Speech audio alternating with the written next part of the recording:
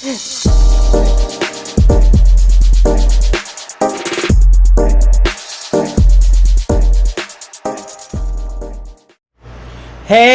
what's up everybody? This is your boy Kenny, and this is Greenleaf Season 3, Episode 2, and the name of this episode is The Space Between. This was a really good episode, and it goes to show you that Greenleaf Season 3 is going to be explosive. So, all the hype for Season 3, I'm already seeing from this episode, from these first 2 episodes. Yeah, Season 3 is going to be crazy, and I am so here for the ride. So let me begin. The episode opens up, the bishop is sleeping in the guest room because we saw from the last episode, Lady Mae decided to let the bishop move back into the house only until they settle the situation with the IRS. So he's sleeping in the guest room. He called himself going to the master bedroom where Lady Mae is, saying he's gonna get in bed, and she was like, "Oh no, go back to the guest room." He's like, "Man, that guest bed is like, that bed is not comfortable and I can't sleep." And she says, "Well, you can go sleep on the couch." Because he says the only reason why I decided to let you back in so we can actually have this meeting with Clara Jackson and hopefully we can get the money to take care of this IRS situation. But no, get the hell out of here. You're not sleeping with me. So then he comes out the room and he runs into Grace and he's like, "Is everything okay?" And he's like, "Oh no, you know, me and her are still having our rough patch, but everything will be alright in a week." And Grace kind of gave him a look like, "Really, Daddy? You really do believe that this is just gonna go away, right?" And he's like, "You know what? I'm just tired. I'm going to bed."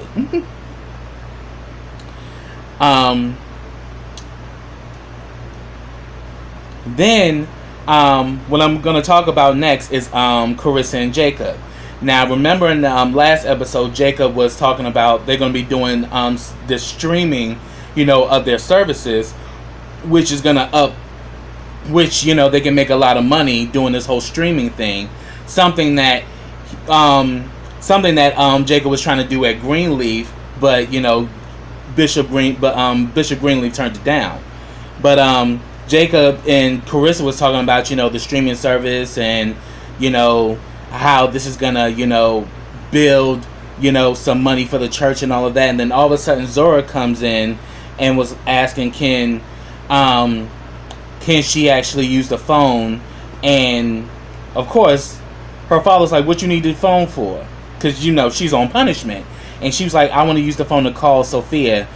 And we can definitely see that there's 2 different styles of parenting here, because Jacob is being the kind of parent that Zora needs, that's on her, making sure she's doing what she's supposed to do and not taking any of her crap, whereas Karissa is a good mother, but she's very passive and she lets her get away with stuff, which is why Zora is probably gets into all the crap that she gets into, and she gets away with a lot of it because Karissa is very passive. But she's like, "Well, it's been a while. Let her use the phone. It's okay." So he gives her the phone. He's like, "You can use my phone." And then when thought she was going to go into the other room, he's like, "Make the call right here. You can call her right here in front of me." She gave the phone right back and ran right off. And I'm like, Zora thinks she's slick. But the thing about it, you don't realize that your father done already been down the road you traveling. So all this sneaky crap you be trying to pull over his head doesn't work with him. It works on Karissa, but it doesn't work with him, because Karissa would have let her go off. And we all know that she was going to call, that she was going to try to reach out to Isaiah, a.k.a. Little Ike Turner. Because later on, Sophia does come over and they hang out with each other. And because Grace was over there, I think no, it wasn't Grace, my bad. It was Charity that was over there, but Sophia was over there to spend time with Zora. So they in the room talking.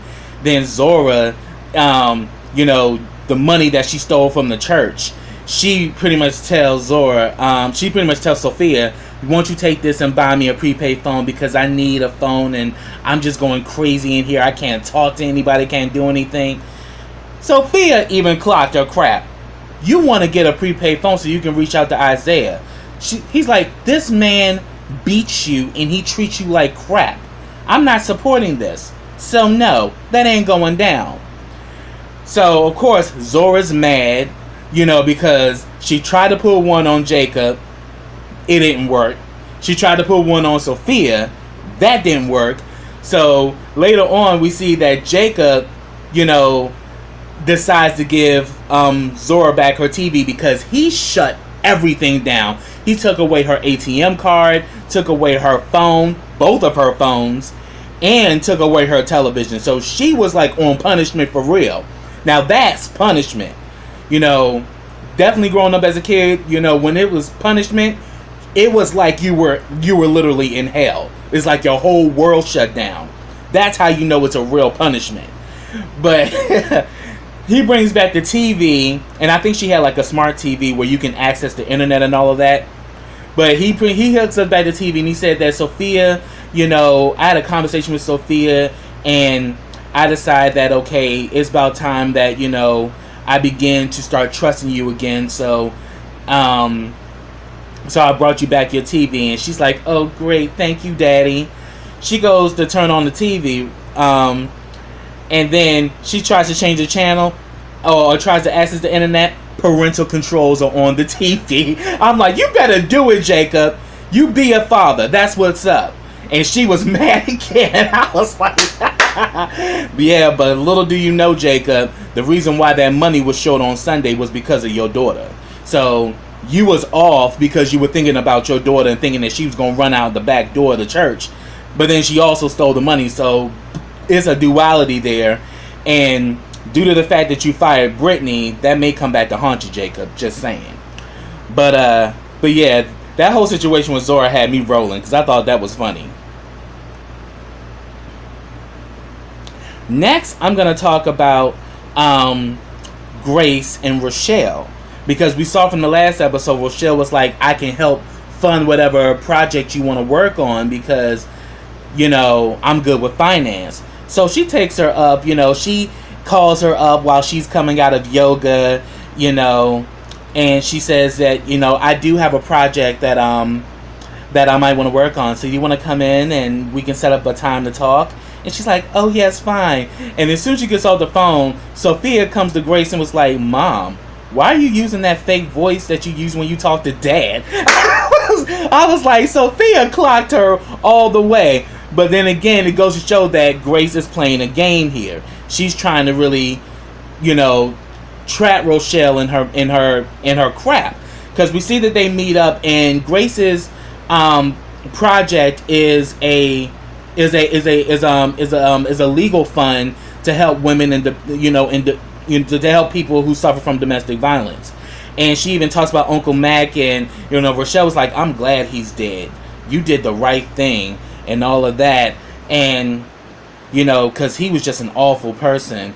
But then they kind of play like this they play like this candor going back and forth. And Rochelle's like, she's like, don't call me Miss Cross, call me Rochelle. And then like Grace is like, don't call me Miss Greenleaf, call me Grace. So they kind of go back and forth and everything. And was saying that we're gonna help people, and having this, it would be a great aid to people that come to church who want to get out of a domestic violent situation. So they kind of had this little candor going back and forth. Then we see Rochelle is still making her moves. We see that she goes to we see that she ends up cozying up to the bishop, and then she ends up talking to Lady May, and she brings up Zora. I'm so glad Zora's home. Running away is never the answer. And like Lady May was like, well, honey, I never ran away from nothing. And as a matter of fact, I'm going to make sure that nothing runs up in what I have, So, of course, Lady May is like one of the queens of shade. So she is like shading the mess out of Rochelle, and she's peeping Rochelle's moves. Like, all of a sudden now she knows information about the family.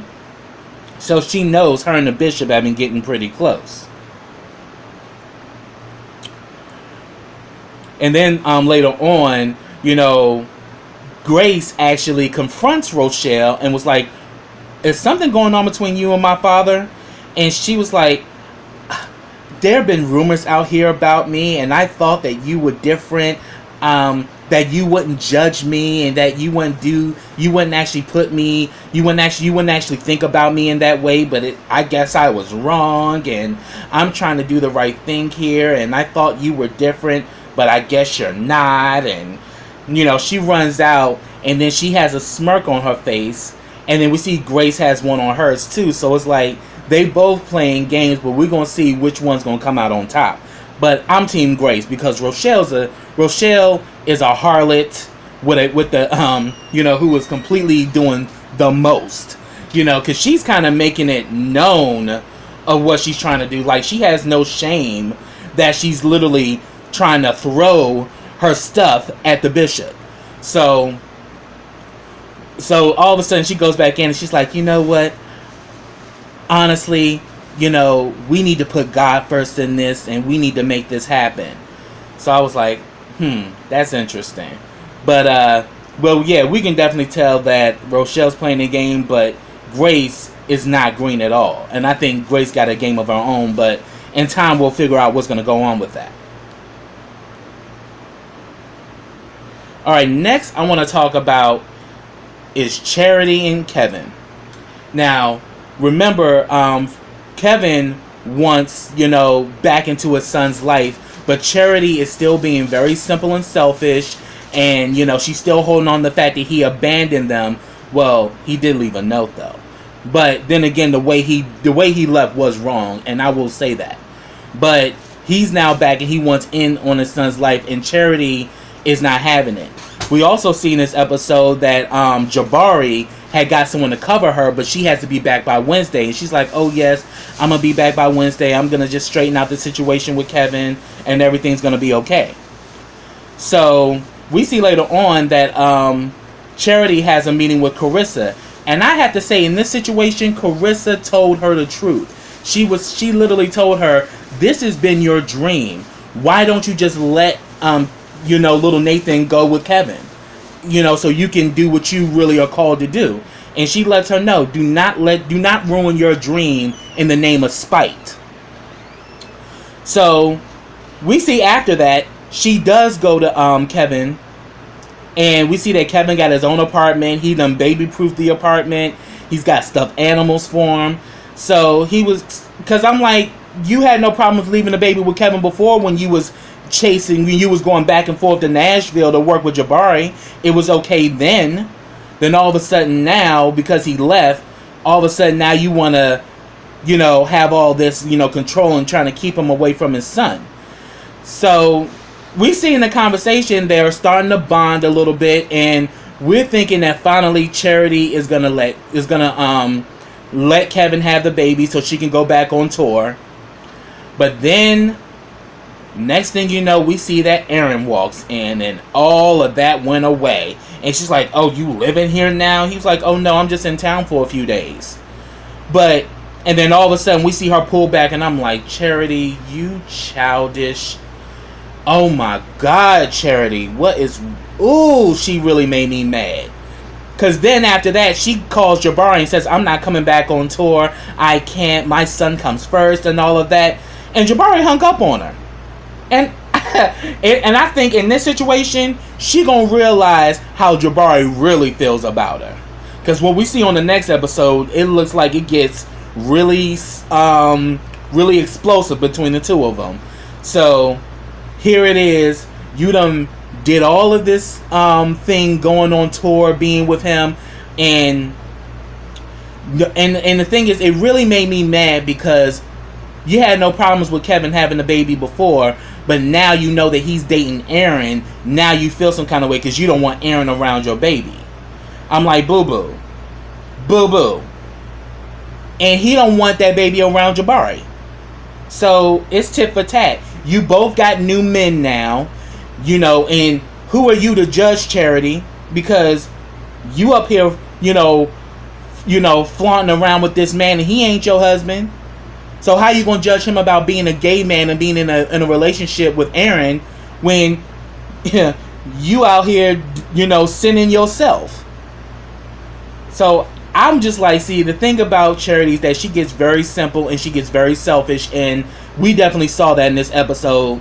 And I'm like, she ain't gonna be happy till Kevin really takes her to court. And now that he got Aaron on his team, you probably ain't gonna get everything in your favor like you did the last time. So that's what went down with that. Then what I'm gonna talk about now is Lady Mae and the Bishop. So they decide that they're gonna put on this front for the church, and then there's supposed to be like this marriage conference, and they said that even though our marriage is completely screwed up, we ain't turning it down because we need the money, and we definitely we definitely need to be there for our congregation.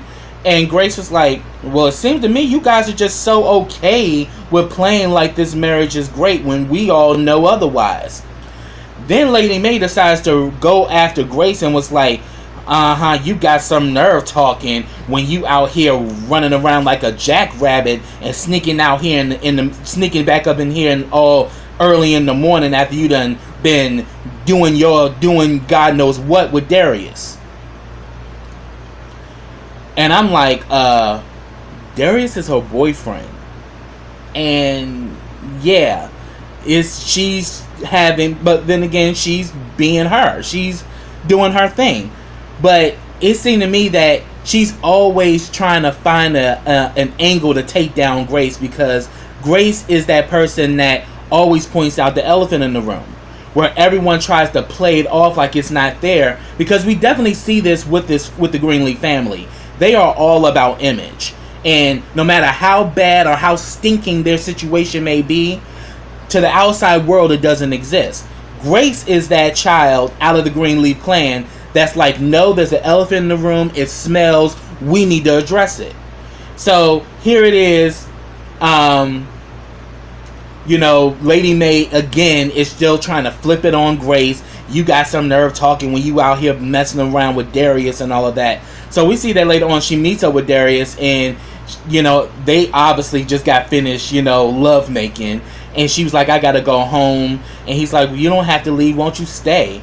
And she was like, yeah, but my mother's been giving me flack about me messing around with you and all of that, and I'm just trying to keep the peace and all of that. I'm trying to work things out between me and my mom. And he was like, well, according to their situation, they can't really talk, so won't you just stay? Don't be a hypocrite. Be true to who you are. Darius did have a point though. But then she was like, well, thank you. You just made this a lot more easier. So she decides to go back home. Then we see later on in the show, Grace confronts the bishop, because in that conversation also, she mentioned Rochelle, and she was saying, I can't get over the fact as like how she's just freely throwing herself onto my dad. And Darius kind of pinned it out, was like, well, how do you know that he's not flirting back with her? Because obviously it was a problem, he would stop it, right? So Darius is definitely very observant, so he definitely pointed that out. So she addresses it with the bishop and was like, what is up with you and this Rochelle? She's literally walking around like she owned the church, and you're literally using this situation to throw it back up in mom's face and all of that. And the bishop's like, well, you decided to work with her. She's like, yeah, if she gonna be like perusing her butt back and forth between up and down the church, I might as well put her to good use. And I thought that was funny. But then they go back and forth, and he pretty much says that, look, Dad, you've done enough, as far as your whole situation with Aunt Mavis, and then now you got this situation with Rochelle going on. Like, you don't need to be constantly putting this in mom's face. I think you put mom through enough. And then all of a sudden the bishop was like, oh, Saint May, huh? You really think your mother's perfect? Your mother was having an affair with Lionel. And I'm like, ooh. So now Grace knows about the whole situation with Lionel. Oh, Grace confronts Lady Mae, Lady May, with her stern self, was like, you don't get the right to ask me questions. Grace was like, yeah, but you don't get the right to tell me how to live my life. And she was like, you know what? I'm done with feeling guilty. I'm done with feeling wrong. I'm done with your legs. And she was just like, I am done. And I was like, there you go, Grace. Let her have it.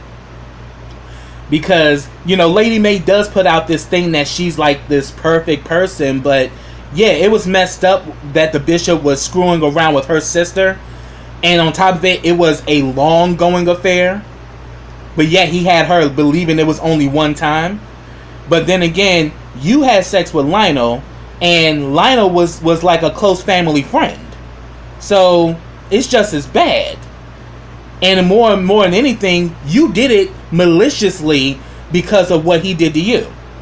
So where's the God in that? Huh, Lady May? First Lady? Yeah, where does it say in the Bible that if someone does wrong to you, you're supposed to do wrong back to them? No, boo-boo. That was a decision you made and a decision you got to live with. But yeah, so we saw that go down. But definitely I'm gonna talk to them more. But now I'm about to talk about this whole situation now at Triumph going on between Jacob and Tasha. And we're definitely seeing that Tasha is really working it on her man. Because they had this, they're supposed to have this meeting about the whole streaming service because this is supposed to be like a new business venture for the church.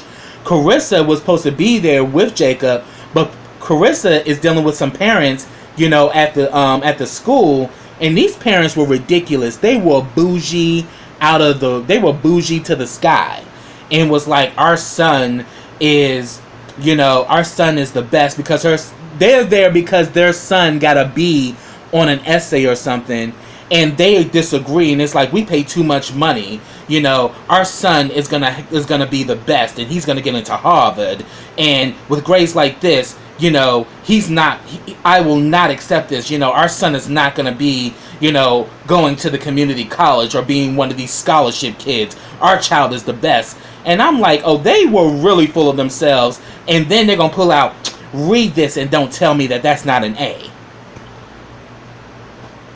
So she's kind of being held up by these bougie parents at the school. So by the time she gets to Triumph, the meeting's already happened, and Tasha is there beside her husband. And then there was this woman who was there, and you know, Jacob introduces Karissa to her, and she's like, hello, I'm the first lady. And she's like, you're the first lady? And then she looks at Tasha, she's like, I thought you were the first lady. I'm like, see, the stuff is starting to stir. And, you know, you can definitely tell Karissa feels some kind of way about it, you know, especially due to the fact that there's been some history with Jacob being involved with another woman. So she's very protective when it comes to her man. So then we see later on, Jacob is looking at these clothes or whatever, you know, as a gift, you know, to Karissa, because, you know, he wants to, you know, give her something because she's been working hard, you know, being the superintendent at the school and then also being the first lady at Triumph. But then Tasha's like, oh, don't get her clothes. You should get her some jewelry. And besides, I want to get me some champagne. I know this good jewelry store. So she takes Jacob to the jewelry store. They find this necklace. Tasha is just in love with it. And she's like, oh my God, I've never seen something so beautiful in all my life. And Jacob was like, well, didn't Basie buy you nice things? And he was like, well, yeah, he did. But then he would get into like some gambling situation or some financial hurdle. And then he would take it back. I'm like, yeah, it sounds like something that Basie would do. Because Basie's bad with money. So, next thing you know, after that, we see that he does buy the necklace. And he gives it to Karissa. But at first when he came into the house, he was being very standoffish. She's like, where you been all night? He's like, I've been, you know, don't worry about that. And she's like, excuse me? And she's like, saying, why do you smell of alcohol? He said, I had a few drinks. It's nothing. You know, it was kind of blowing her off. And at the time, she was talking to Charity. But then later on, they have a conversation, and she's like, she's still, where were you at, huh? Where you been?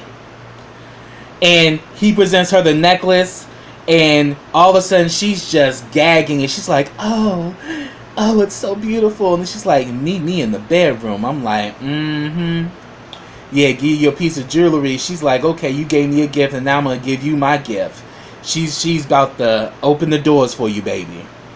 But then we see on his phone, Tasha sent him a picture of her wearing the necklace. But he was smart to get rid of that picture. But trust me, that's going to come back, because when she wears that necklace to church, you know Tasha and her messy behind, she's gonna talk about it. Like, oh yes, I was so happy that he picked out that necklace. You know, it's so beautiful. And oh yeah, so she finds out Tasha's tied into it. Karissa's going to feel some kind of way. And we're going to see how that's going to go down. So yeah, so now the last thing I'm going to tag into is how the episode ended. Because the bishop's in his office on a phone call. Lady Mae comes in there and was like, get off of that phone now. So he gets off the phone, and she was like, oh, so this is what you do after all the years that we've been married? Well, hold on, let me backtrack, because they actually do meet with Clara Jackson, the lottery winner. And remember when we met them in season 1, Clara was married to Horace. Horace has now passed, so now she has these big lottery winnings, all of these millions. And they kind of like wine and dine her to get, you know, they kind of wine and dine her and everything, you know, because they trying to get that $2 million. And she immediately, when they was having dinner, she was like, something is off about this place. It's just something about this place that's just not the same. But then she's like, well, oh, you changed the paintings. I'm like, yeah, but it's far deeper than the paintings.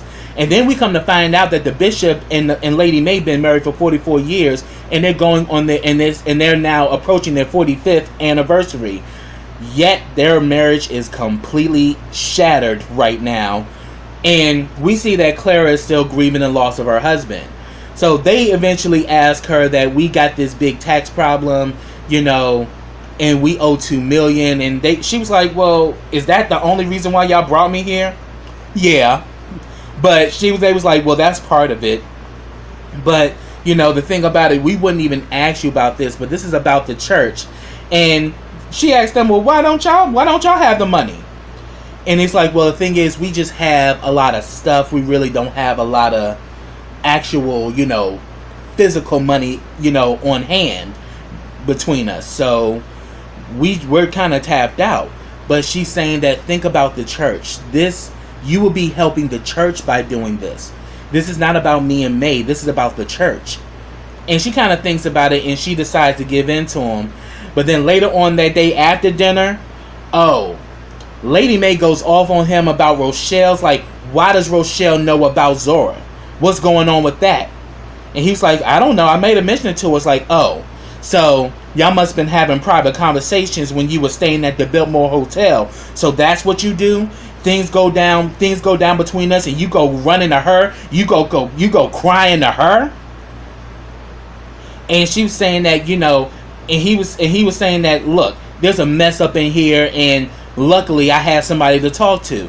And she was like, yeah, and I'm the one here standing beside you to clean up your mess. And he was like, oh, my mess?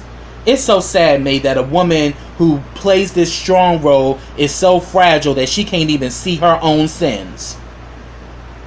And then we see later on, he lets Grace know about her affair with Lionel.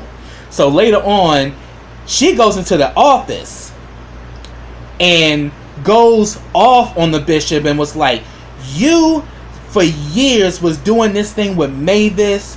You pretty much, you know, was, you know, messing around with my sister. You know how that made me feel. And then you got the nerve to throw out there about my situation with Lionel. Really? That's how you getting down? She was like, you know what? I'm over this. I'm through with you. You know, after we get this money from Clara and this whole IRS thing goes away, I'm divorcing your Black A. And I was like, whoa. And then, you know, because he was on a phone call when she did this. And he put the person on hold. And then on the way leaving out, she was like, oh, you need to take the call on hold. It's rude. And I'm thinking, boo-boo, you didn't think what you just did was rude? Like, yeah, it was messed up that he told about Lionel, but he told Grace that because he's like, I'm not the only guilty party here. She cheated too. So we already see from this episode, the rest of these episodes in season 3 are gonna be lit. And I'm so happy that Greenleaf is back and everything is, and I'm just here for it. But that's what I have, y'all. But you know, if I missed anything, leave it down in the comments. I'd love to talk to you about it. But subscribe to my channel. Click that bell so you can get notifications every time I drop a video. Also, follow me on all of my social platforms. I have them all listed in the description box. Also, like this video, comment on this video, and share this video. And I'll be back with the next episode of Greenleaf. So until next time, everybody, take care.